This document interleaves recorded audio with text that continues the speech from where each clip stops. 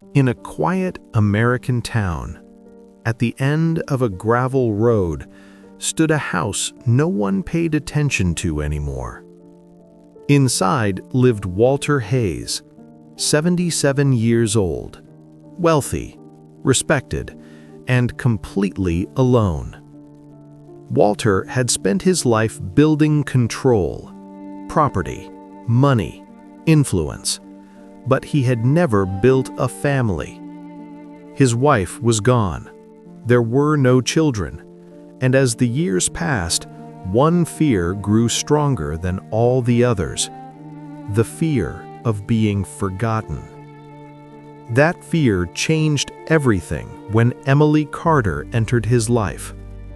Emily was 19 years old, young, quiet, polite. She came to Walter's house through a local agency, helping with simple tasks. To Emily, Walter was just an elderly man she worked for. To Walter, Emily was something else. She represented youth, relevance, a second chance time had never promised him. At first, his interest seemed harmless. He asked about her school, her plans, her future. Emily answered respectfully, never realizing what was forming behind his calm expression. Walter told himself it was love, but it wasn't. It was obsession, disguised as affection. Emily never encouraged it.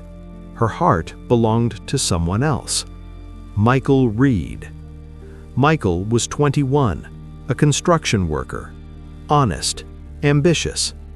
He and Emily talked about leaving town, starting over, building a life together. Michael represented freedom, everything Walter was not. And Walter noticed.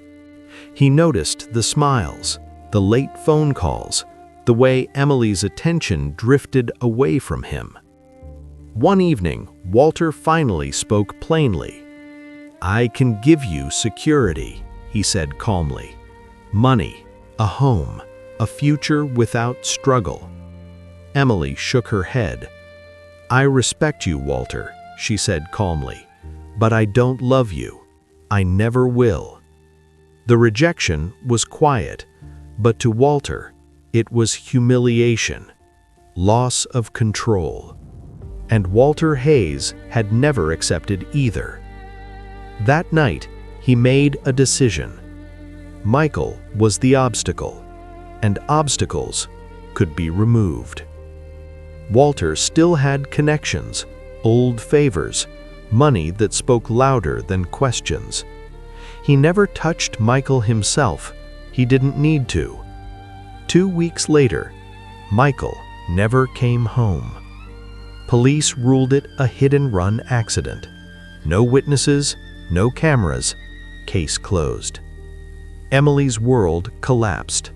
She cried. She searched for answers. She refused to believe it was random. Walter was always there, offering comfort, financial help, protection. He appeared generous, safe. But something felt wrong. Details didn't line up, timelines felt off, and Walter knew too much, spoke too calmly, too prepared. Emily began to investigate on her own. Phone records, bank transfers, names that kept appearing, until every path led back to one man, Walter Hayes. The truth was devastating. This wasn't love. It was murder. Emily didn't confront him immediately. She waited, she watched, and she realized something terrifying. Walter believed he had won. Their final conversation happened on a quiet afternoon. The house felt heavier than usual. "You don't need anyone else," Walter said. "Everything you need is here." Emily looked at him. "You took him from me."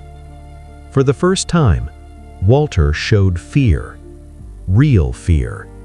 Control was slipping away. What happened next was quick, silent, final. When authorities arrived the next morning, the house was quiet again. Permanently. Emily was gone. She didn't take money, she didn't take possessions. She left behind the truth. A truth that would surface months later during the investigation. Walter Hayes bought love and paid for it with his life.